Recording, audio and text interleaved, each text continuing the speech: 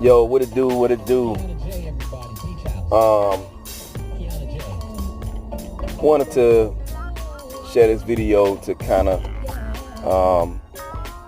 explain some things, how the concept of leadership and how leaders are always irritating, because leadership always challenges the status quo. And so whenever a leader does what he do, because people don't understand what the leader is doing, it's irritating. Like, why are you doing that?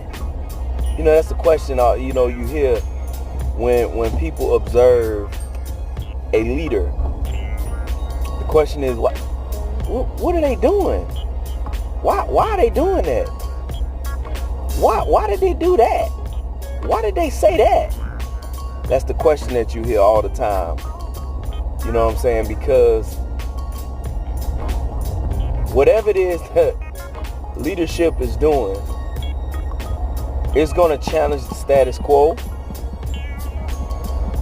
And in the leader's mind, what they're doing makes perfect sense.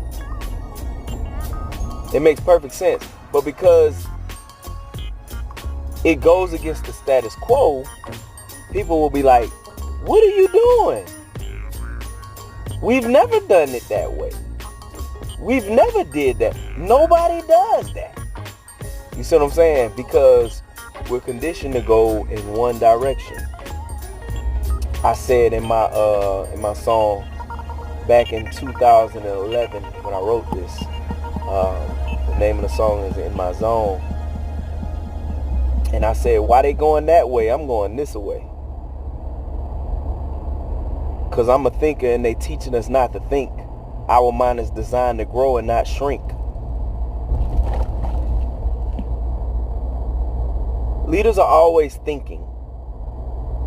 Leaders are always thinking about not only the next move, leaders are always thinking about the next generation.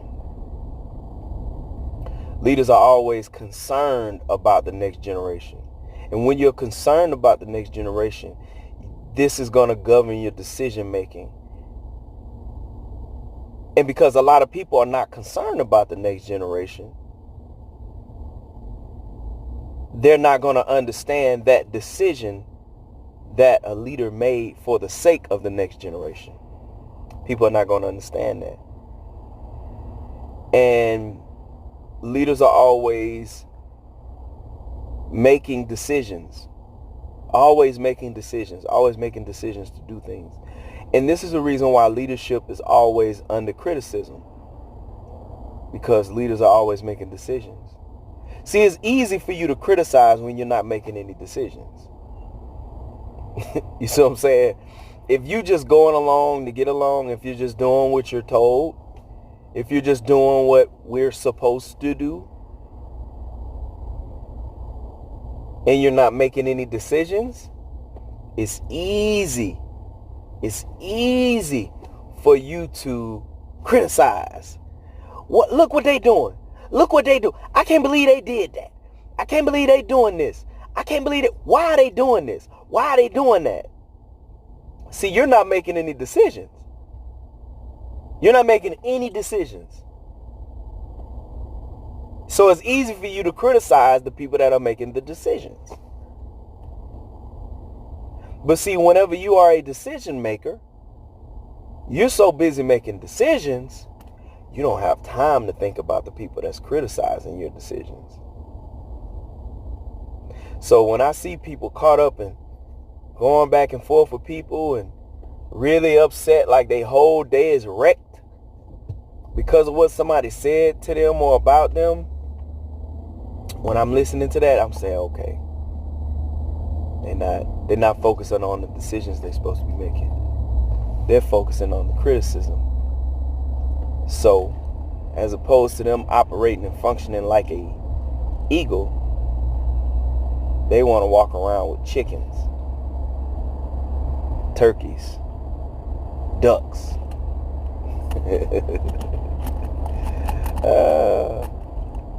But nah, man, flow in your leadership. Flow in your leadership. And as you flow in your leadership, you are going to irritate people. The things that you say and do are going to be irritating, because your leadership is going to challenge the status quo. That's just how it is. That's how it be.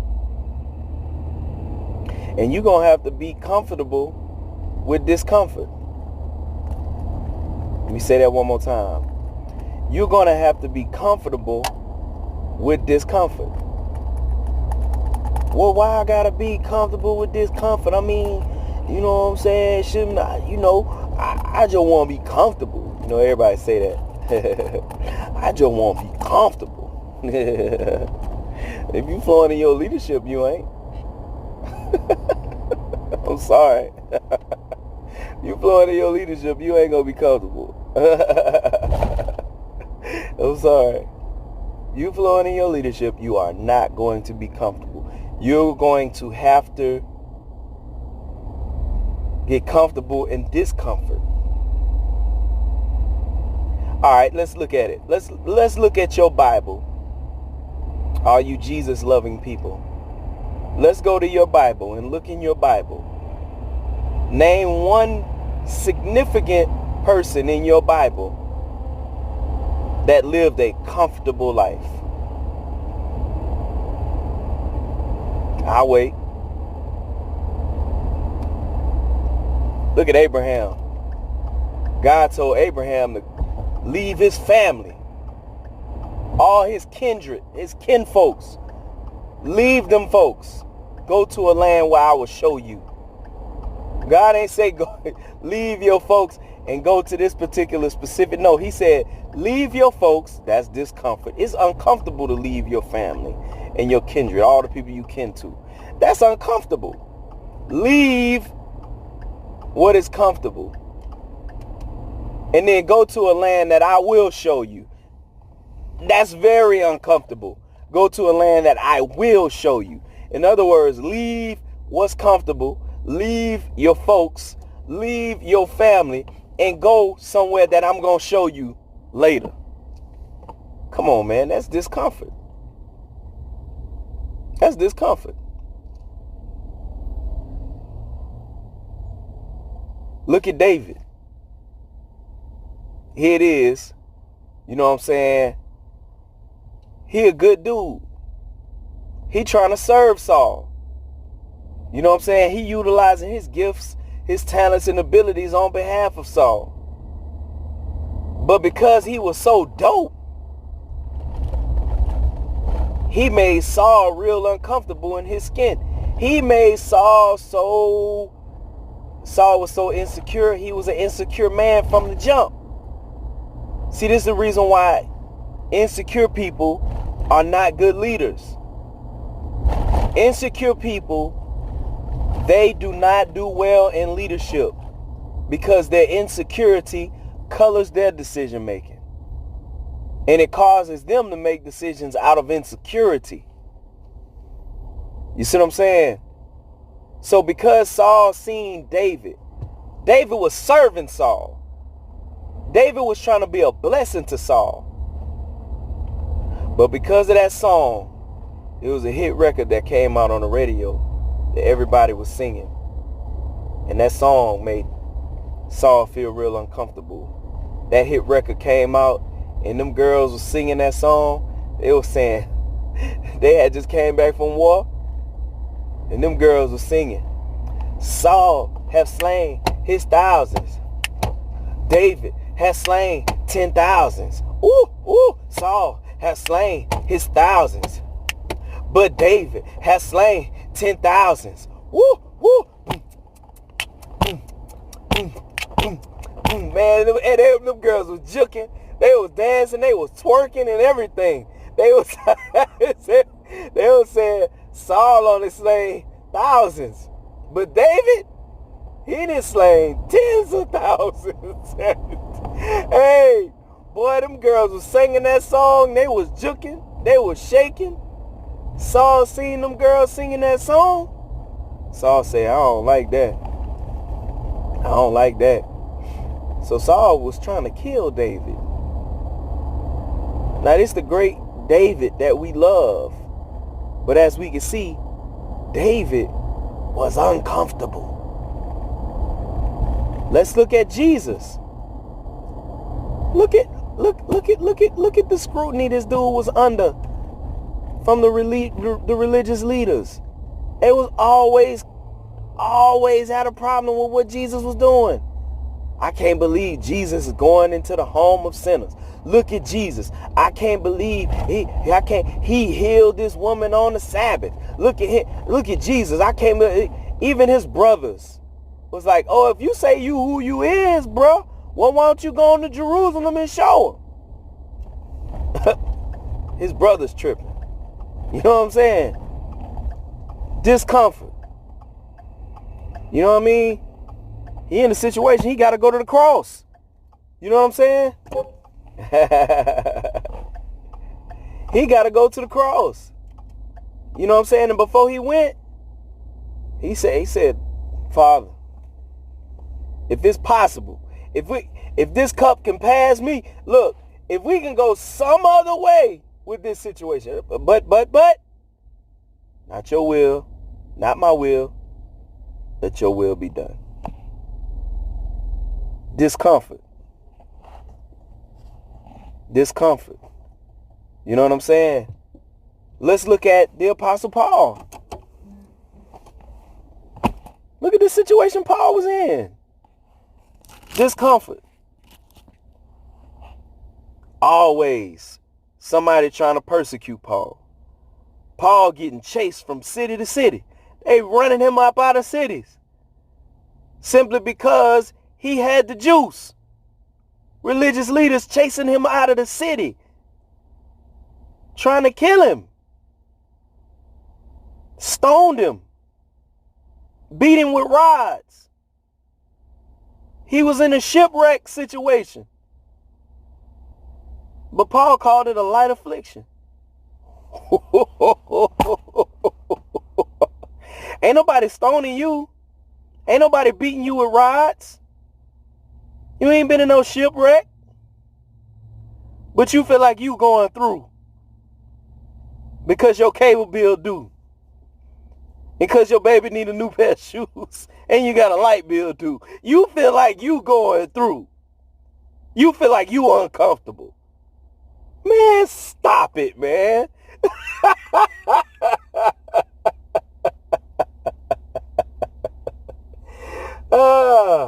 See, when you walk in the car that's on your life, you're constantly going to be experiencing discomfort. That's just part of it. That's your cross to bear. But everybody don't want to bear that cross. They want to, I just want to be comfortable, Lord. I just want to be comfortable.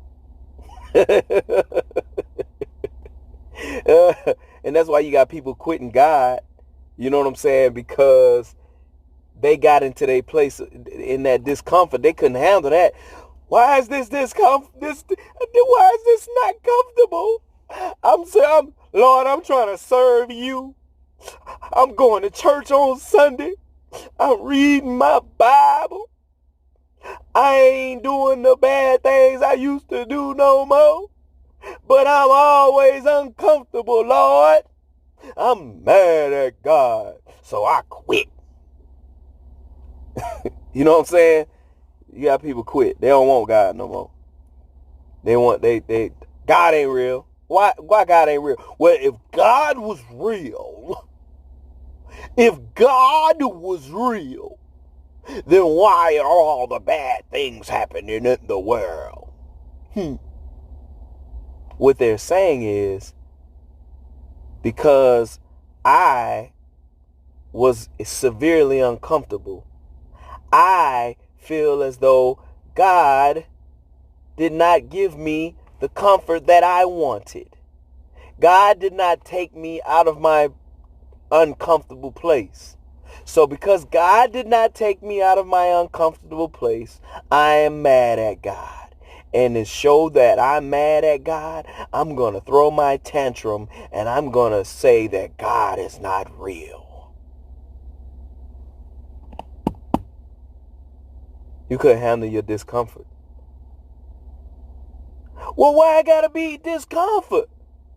Why I gotta be discomfort? As I keep saying to people, you honestly believe that what you are going through is real discomfort? You really, really, really believe that what you are going through is discomfort? When they got people, you mad at God.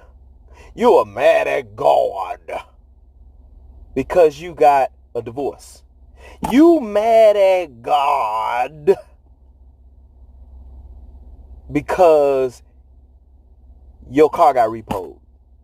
You mad at God because your house went into foreclosure. Yet you got people that sleep under the bridge. They just as content. I'm talking about content. They sleep under the bridge. They don't want nothing else. You got people that sleep under the bridge. They are totally fine with living under the bridge. They totally fine with it. You got people live under the bridge. They sleep outdoors. You got people, they don't know where their next meal coming from.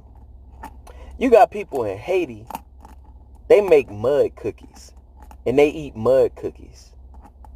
They put a little sugar in it, put a few herbs in it. And that's what they eat on a daily basis. Mud cookies. And that's how they survive. Eating mud cookies. This is what they do. They eat mud cookies. So you got people that live life like that. You got people that have no limbs, no arms, no legs. And they just as content with life. They very uncomfortable. And they not only are they surviving, they thriving in life. They got a little dude, he don't have no arms, no legs, but he is a motivational speaker. What? What? He's a motivational speaker, motivating people that got arms and legs to keep going. What? This is what I'm saying. You got people, when you are able to navigate through your discomfort and press on and be great. You see what I'm saying? That's when you come into your place of leadership.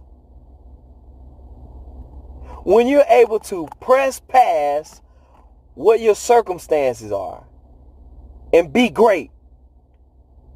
That's what gives you substance. Because you are going through this, yet you're still able to be great. You're able to go through these things and be great. That puts you in a place of leadership. And once you're in that place, you're thinking ahead of time. And when you're thinking ahead of time, you can see things that other people can't see. And once you see things that other people can't see, you're going to make decisions that other people are not going to understand. And when you're able to make those decisions are going to piss people off because they don't get it. And they don't get it because they don't see it. And they don't see it because they don't understand what it means to be uncomfortable and overcome that discomfort and be great in the midst of discomfort. See, everybody don't want to be great. And the reason why they don't want to be great because they don't want to pay the price. And they're angry with people who have made decisions to pay the price. And so, because you've paid the price, you're able to see things other people can't see. And you're able to make decisions. And those decisions that you make are going to rub people the wrong way. Because a lot of times the decision that you make is going to put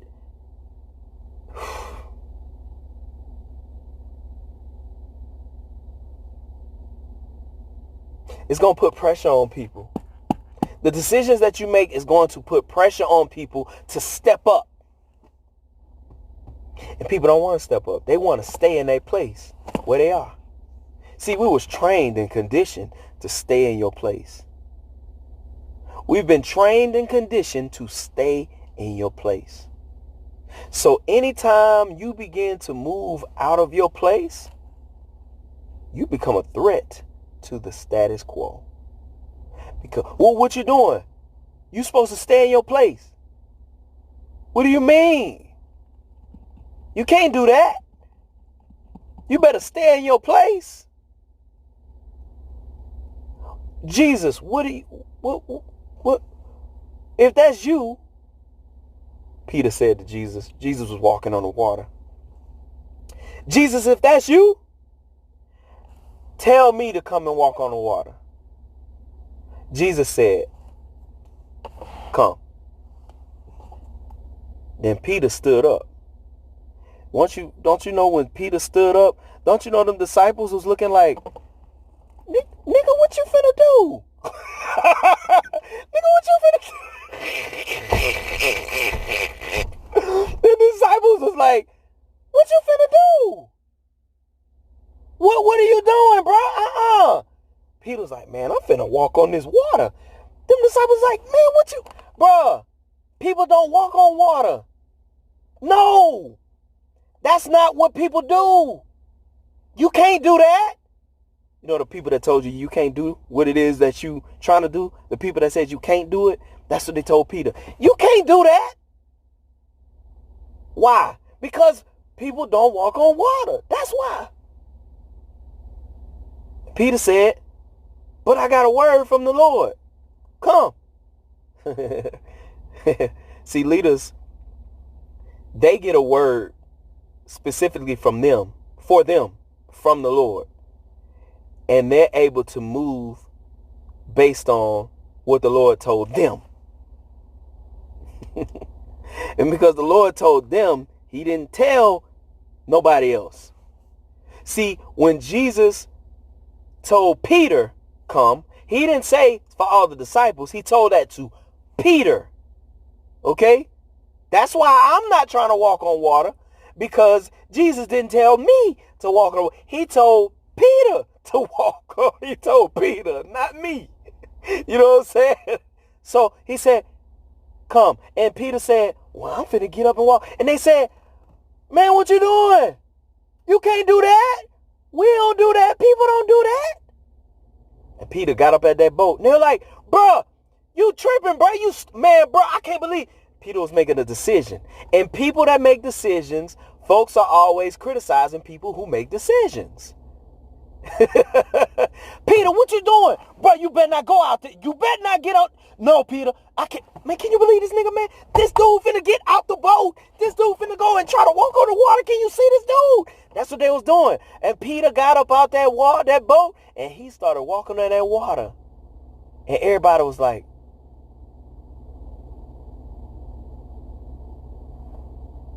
this dude walking on water. This dude walking on water. And Peter went to walking. He like, oh, look at me. Look at me. He pulled out his cell phone. He got on Snapchat. He like, oh, check your boy out, boy. Walking on the water. Oh, hey, walking on the water. Oh, walking on the water.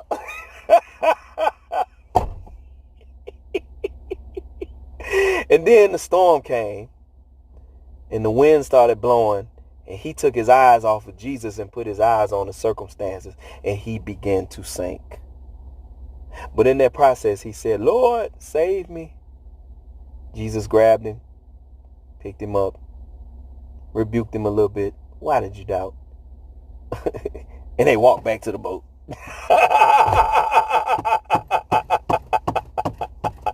Hey, and the people, when he got back in the boat, them boys in the boat like this.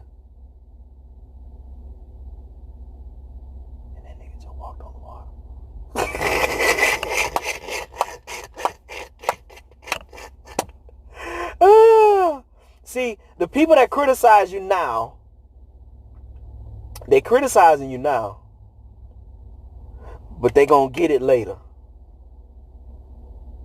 They criticizing you now, but they gonna get it later. So you just gonna have to endure that. Endure that. Endure. Let them talk about you. Keep making decisions. Look, you gonna miss it sometime. You're gonna make some decisions and it'll be the wrong decision. And people gonna criticize you. They're gonna talk about you. Tupac said, Negroes gonna hate you for whatever you do. So you might as well do what the Lord is telling you to do.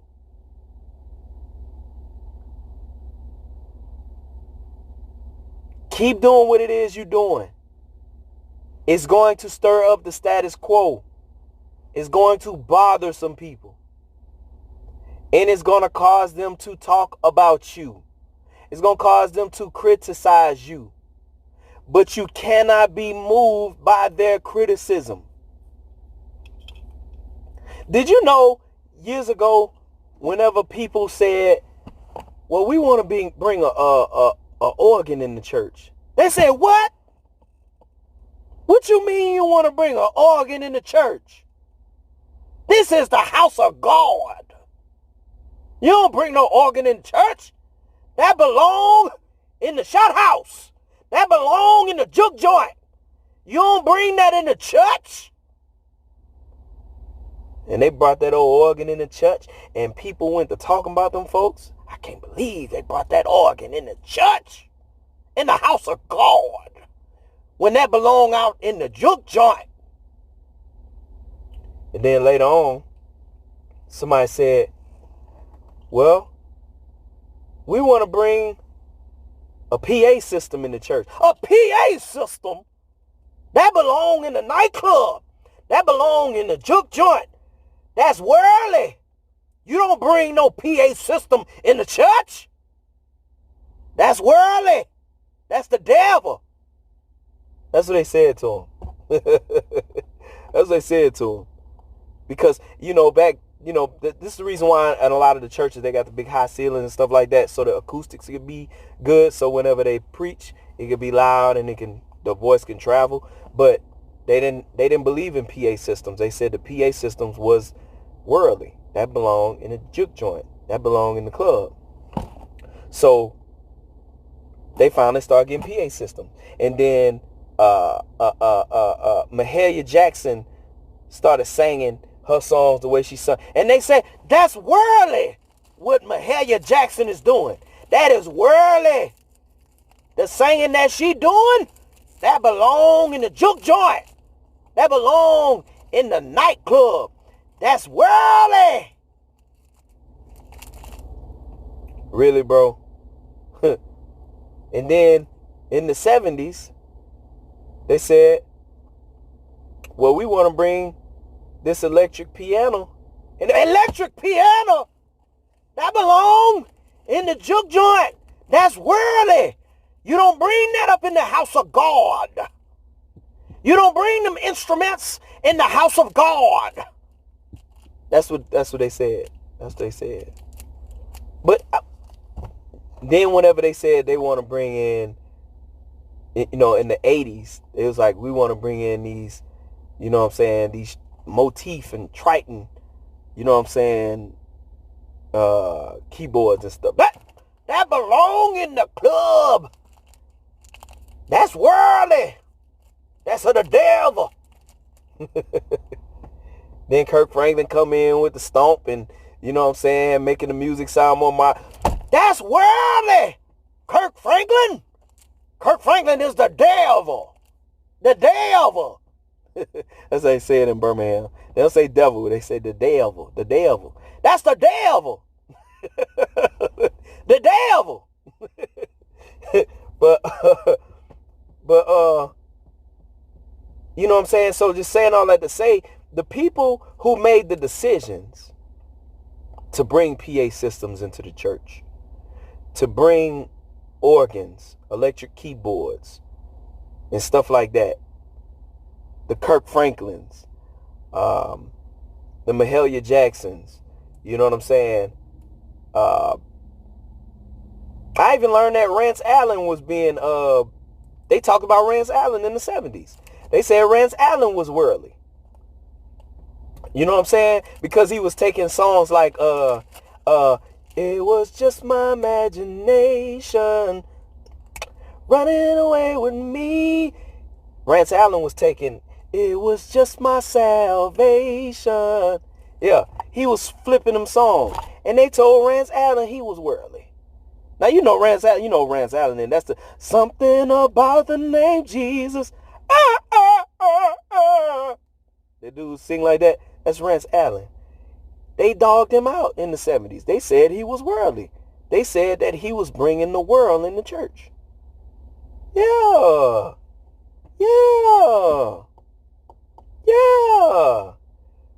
But he was making decisions. He was making leadership decisions that was revolutionary in his time. The person that brought the PA system into the church when the church said this is worldly, that was revolutionary. They criticized the people who was talking about bringing PA systems. They criticized Mahalia Jackson. They criticized Rance Allen. They criticized Kirk Franklin. They criticized, you feel me? Every time there is a change that's being brought about by a leader, it goes under serious criticism.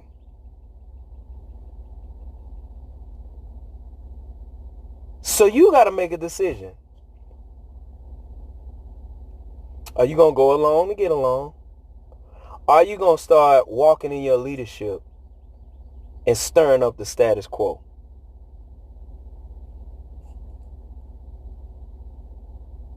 I want you to remember this. Nobody will be remembered for going along with the status quo. So if you're just going along with the status quo and you going along to get along, you won't be recording in history. Nobody gonna remember you. Well, it ain't about me. It's about God. Okay. In your Bible that you read, the people that you read about, Abraham, Isaac, Jacob, Joseph, Jesus, Paul, Elijah, all of these different people, Peter, these people went against the status quo. These people were living uncomfortable lives. They were comfortable in discomfort. And they challenged the status quo because of the decisions that they made. So, saying all that to say, I hope you have a wonderful day. And make a decision. Make decisions. And challenge the status quo. Holla at your boy.